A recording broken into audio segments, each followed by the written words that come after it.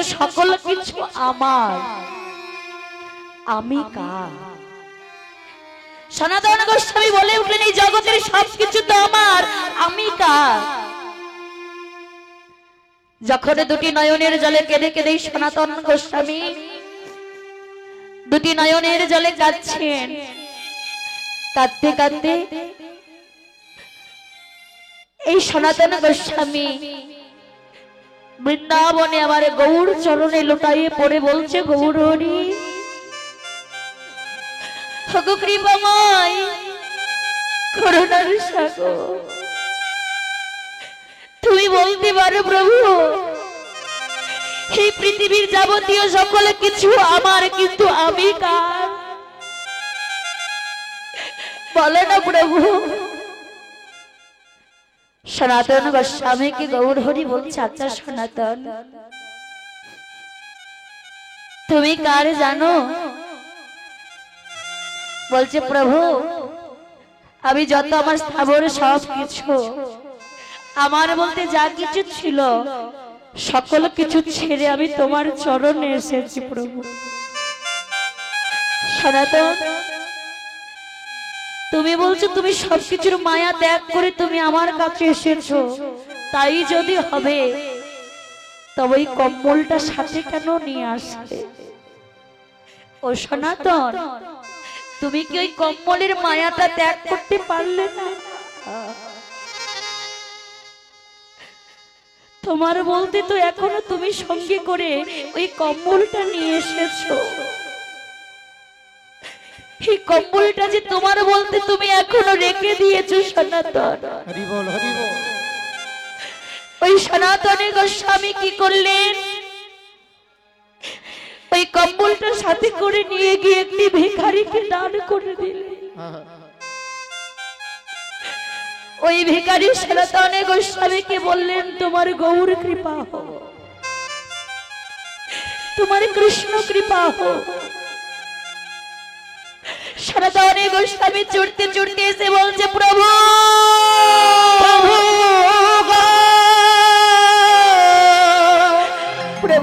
প্রভু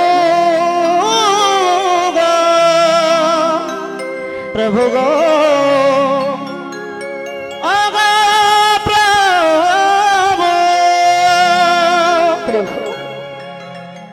আমি আমার কম্বলটা দান করে দিয়েছি প্রভু, এবার তুমি আমাকে তোমার চরণে আশ্রয় দাও প্রভু, এবার তুমি তোমার চরণে আমায় আশ্রয় দাও। সনাতনের গোস্বামী নিজের বলতে কিছু রইল না বাবা, সকল কিছু দান করে ভগবান চরণে লুটিয়ে পড়েছে ভগবান চরণ পাওয়ার জন্য। আচ্ছা মায়েরা, এই যে আমরা সারাটা জীবন শুধু আবার করি, স্থাবর আমার, সন্তান আমার, পুত্র আমার, স্ত্রী আমার, আমি কার? আমি কার? শাস্ত্রে কি বলছে? ভাবছো বসে চলো দেখেছি তুমি বাবার কে, যার ভাবনার সে ভাবে, তুমি ভাবো তাকে, তুমি তাকে ভাবো যে তোমার কথা ভাবে। আর যেই না আমার এই যে ভগবান চরণ পাওয়ার জন্য, এই যে বাবা আমরা ভগবানকে বলেছিলাম, প্রভু আমাদের যা কিছু সব আমরা তোমার চরণে দিলাম, তোমাকে নিবেদন করলাম, আমার বলতে আমরা কিছুই রইল না। ভগবানকে কথা দিয়ে বা কথা আমরা রাখিনি, ভগবানকে দিয়েছিলাম, প্রভু আমার যা কিছু সকল কিছুই হবে তোমার, কিন্তু এই ধরাধামে জন্ম নিয়ে বাবা আমাদের সবকিছু আমরা আমার বলতে মায়ার জালে বশীভূত হয়ে গেলাম। মায়া ঘোর কলি, এই যে ঘোর কলি যুগে বাবা কি ঘটবে কিনা আগে থেকে কলির মহারাজ ঘটিয়ে বাবা লিখে রেখেছে। দেখুন এই কলি যুগে কি কি ঘটতে পারে। কলি বাবা আমরা কলি যুগের কতটুকু দেখলাম, কলিযুগের কতটুকু দেখলাম, সকাল তো হয় দেখিনি বাবা, তো সন্ধ্যা দেখার তো দূরের কথা, এই তো আমাদের ভোর হয়েছে কেবল। কলিযুগের সামান্য ভোর হয়েছে, তাতেই এত অনর্থ। এখনো তো কলির সকালও হয়নি, না জানি সকালের জন্য এত করদূর দুর্ভিক্ষ রয়েছে বাবা। আরো কত পাপে পরিপূর্ণ হবে এই কলির যুগ। হরি বল হরি বল। কলিযুগে কি কি ঘটবে আগে থেকে জানতে পেরেছিল কে? ধর্মরাজ যুধিষ্ঠির। এই যে ধর্মরাজ যুধিষ্ঠির, এরা হলো পঞ্চ পাণ্ডব, ভীম, অর্জুন, নকুল, সহদেব, এই পাঁচটা ভাই তারা বাবা। আর যুধিষ্ঠির বলছেন, ভাই ভীম, আমার বড় তৃষ্ণা পেয়েছে, আমাকে একটু জল তৃষ্ণা জল পান করাতে পারো ভাই? দেখো, এই পঞ্চ পাণ্ডব যখন বনবাসে গিয়েছিলেন, বনবাস থাকার সময় ওই যুধিষ্ঠির বাবা পিপাসা পেয়েছিল, আর বনবাসে গিয়ে পিপাসার নিবারণ করবার জন্য ভাই ভীমকে ডেকে বলল, ভীম, আমাকে একটু তুমি জল পান করাতে পারো? ভীম ভাইকে জল পান করানোর জন্য বনমাঝে বাবা জলের উদ্দেশ্যে চলেছে। আর যেই না জল আনবার জন্য যখন ওই বনপথ ধরে বনের মধ্যে দেখছেন একটি সরোবর, আর সেই সরোবরে ভীম যখন জল নেওয়ার জন্য হাতটা বাবা বাড়িয়েছে, এই যে দাঁড়াও, এই সরোবর থেকে যে জল নিচ্ছ তুমি কার অনুমতিতে জল নিচ্ছ? কে কে আমায় জানাতে বললো? ওই ভীম দেখছেন বাবা গাছের উপরে একটি সাদা বক বসে আছে, আর সেই বকটি বলে উঠল, শোনো, এই সরোবর আমার, এই এলাকায় আমার, যদি আমার সরোবর থেকে তোমাকে জল নিতে হয় তাহলে আমার চারটে প্রশ্নের উত্তর দিতে হবে। ভীম বলছে, উঠে বলে উঠলেন, সেই যে দেখো, সামান্য একটা পাখি, সে কিনা আমাকে প্রশ্ন করবে। এই যে শোনো, আমি তোমার প্রশ্নের উত্তর দেওয়ার জন্য প্রস্তুত নই। বলছে, শোনো, তুমি যদি আমার প্রশ্নের উত্তর না দাও, তুমি যদি জোর করে এই জল স্পর্শ করো, জল নাও, সঙ্গে সঙ্গে তোমার মৃত্যু ঘটবে। ভীমের গায়ে বড় জোর ছিল বাবা। ভীম বলছে, সামান্য একটা পাখি, শিয়ার আমার কি করতে পারে? এই বলে জোর করে বাবা যেই না সরোবরে জল নেওয়ার জন্য হাতটা বাড়িয়েছে, সঙ্গে সঙ্গে ভীমের মৃত্যু হয়ে গেল। ভীমের যখন মৃত্যু হয়ে গেল, ধর্মরাজ যুধিষ্ঠির বলছে, ভাই ভীমকে পাঠালাম, ভীম তো এখনো ফিরে আসলো না। অর্জুন, ভাই অর্জুন, একবার তুমি গিয়ে দেখো না ভাই ভীম কেন আসছে না, তুমি একটু এগিয়ে যাও। যখন আমার ভীম বাবা দাদার জন্য জল আনবার জন্য বাইরে বেরিয়ে দেখছেন, কিছু দূর যাওয়া মাত্র সম্মুখে একটা সরোবর দেখতে পেয়েছি বাবা। আর সেই সরোবরে গিয়ে বলতে, আহা, এই সম্মুখে এত সুন্দর সরোবর, তাতে এত সুন্দর জল, আমি আগে একটু নিজে জল পান করে দাদার জন্য একটু জল নিয়ে যাই। এই বলে যেই না সরোবর থেকে জল নিতে গেছে বাবা, দাঁড়াও, এই যে এই সরোবরটা আমার, এটা আমার এলাকা, যদি এই সরোবর থেকে জল নিতে হয় আগে আমার অনুমতি নিতে হবে। এই সরোবরে জল নিতে হলে আমার চারটে প্রশ্নের উত্তর দিতে হবে। কি কি এই চারটে প্রশ্নের উত্তর? বলছে, বলো দেখি কি তোমার চারটে প্রশ্নের উত্তর? বলছে, শোনো, এক কলসির জল 7 কলসি পূর্ণ হয়, আর 7 কলসির জল 1 কলসি পূর্ণ হয়। এটা হলো প্রথম প্রশ্ন। দ্বিতীয় প্রশ্ন, একটা হাতির ভেতরে একটা আংটির ভেতরে একটা হাতি গলে গেল, হাতির লেজ আটকে গেল। তৃতীয় প্রশ্ন, ফসলকে রক্ষা করার জন্য বেড়া দেওয়া হয়, আজ বেড়াতেই ফসলটা খেয়ে নিল। চতুর্থ প্রশ্ন, জলকে আটকানো হয় মাটি দিয়ে, আর আজকে মাটিকে আটকানো হচ্ছে জল দিয়ে। দাও এই চারটে প্রশ্নের উত্তর দাও।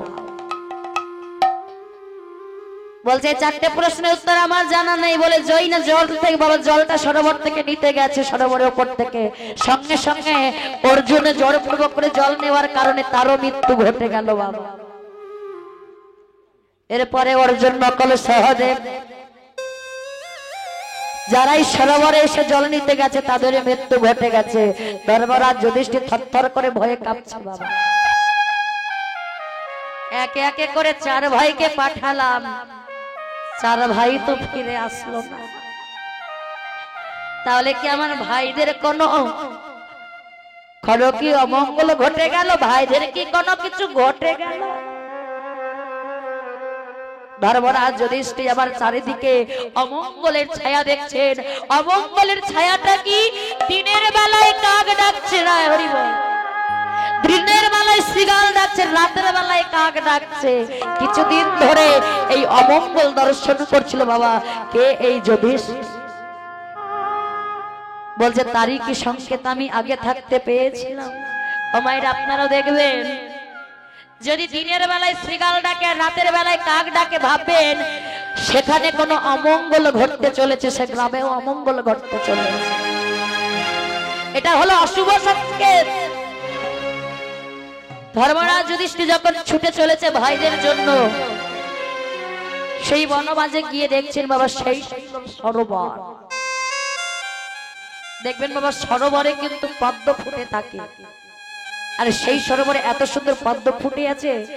ধর্মরাজ যুধিষ্ঠির বলছে না, বড় পিপাসা পেয়েছে, তৃষ্ণায় গলাটা শুকিয়ে গেছে, আগে একটু হাতে মুখে চোখে জল দিয়ে নি, তারপরে ভাইদের খুঁজবো। এই বলে যেই না সরোবরে নেমে জলটা বাবা হাতে দিতে যাবে, দাঁড়াও দাঁড়াও, এই যে সরোবর থেকে জল নিচ্ছ, এই বকটি চিৎকার করে বলে উঠলে এই সরোবরটি হলো আমার, যদি জল নিতে হয় আমার অনুমতিতে জল পাবে। আর এই সরোবর থেকে জল নিতে হলে আমার চারটি প্রশ্নের উত্তর দিতে হবে। থরথর করে ভয়ে কাঁপতে শুরু করেছে বাবা।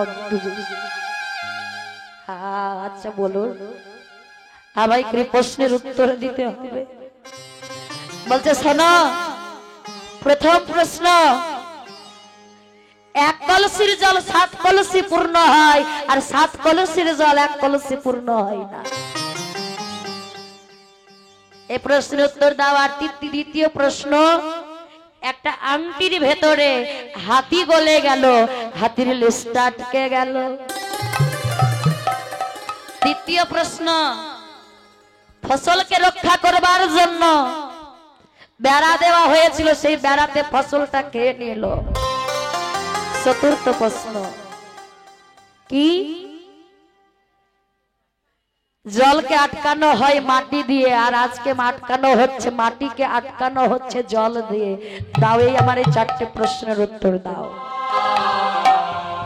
দেখো না বাবা, ধর্মরাজ যুধিষ্ঠির বলছেন শোনো, প্রথম প্রশ্ন হলো, তুমি আমায় বলেছিলে 1 কলসির জল 7 কলসি পূর্ণ হয়, 7 কলসির জল 1 কলসি পূর্ণ হয় না। এই প্রশ্নের উত্তর হলো, এই কলিযুগে একজন মা তার 7টি সন্তানকে, 7টা সন্তানকে তার বুকের স্তনদুগ্ধ পান করিয়ে পেট ভরাতে পারবে, কিন্তু সেই সন্তান এই কলিযুগে 7টা সন্তান মিলে একটা মায়ের পেট ভরাতে পারবে না। হরি বল, হরি বল। দেখুন মা, দেখবেন একটা মা তার 7টা ছেলে মেয়েকে তার বুকের দুগ্ধ পান করিয়ে মানুষ করতে পারে বাবা, কিন্তু সেই 7টা ছেলে মেয়ে মিলে ওই একটা মায়ের পেট ভরাতে পারে না। এটাই হবে কলিযুগে। আর দ্বিতীয় প্রশ্ন তুমি আমায় করেছিলে, একটা আংটির ভেতরে হাতি গলে গেল, হাতির লেজ আটকে গেল। এই কলিযুগে ঢাক ঢোল পিটিয়ে হরি নাম সংকীর্তনের আয়োজন করবেন, আর তাতে যদি কিঞ্চিত অহংকারটা জন্মে যায়, এই যে বাবা এত সুন্দর আমার হরিবাসরটার আয়োজন করেছেন আমার কমিটি দাদা ভাইরা, যদি এই কমিটি দাদা ভাইকে বলি আমি, দাদা ভাই আপনি এত সুন্দর হরিবাসরটার আয়োজন করেছেন, খুব সুন্দর আয়োজন করেছেন, আর সে যদি বলে হ্যাঁ আমি আয়োজন করেছি, বাবা এটা হলো অহংকার। তুমি কি করে আয়োজন করলে? তোমার হাত দিয়ে তোমাকে করিয়েছে ওই মহাপ্রভু, তোমার হাত দিয়ে এত সুন্দর হরিবাসরটার আয়োজন তোমার হাত দিয়ে করিয়েছে, আর তুমি বলছো কিনা তুমি করেছো। এই যে বাবা এই অহংকারটুকুটা এই কলিযুগে আটকে যাবে। তৃতীয় প্রশ্ন কি করেছিল, একটা আবাদি জমি রক্ষা করবার জন্য বেড়া দেওয়া হয় বাবা, আর সেই বেড়াতে ফসলটাকে খেয়ে নিল।